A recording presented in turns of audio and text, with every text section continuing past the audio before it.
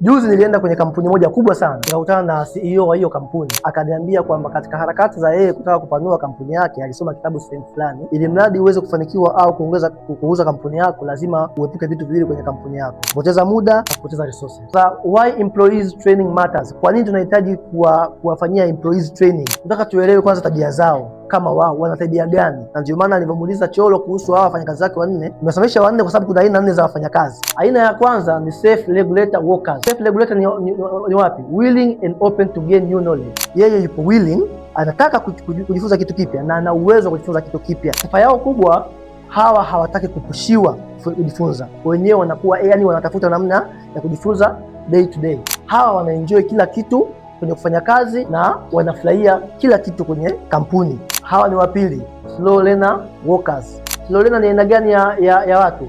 Wao wapo willing kujifunza lakini hawana uwezo huo. Yaani yeye anataka kujifunza lakini hana uwezo kwa sababu ya natural ability, labda toto, pengine makuzi. Yaani yeye ndo anataka lakini the way umri wake ulivyo kwa wakati husika hawezi. Sasa leo tutakuja na njia za kuwa train employees wako bila kupoteza muda na kupoteza resources.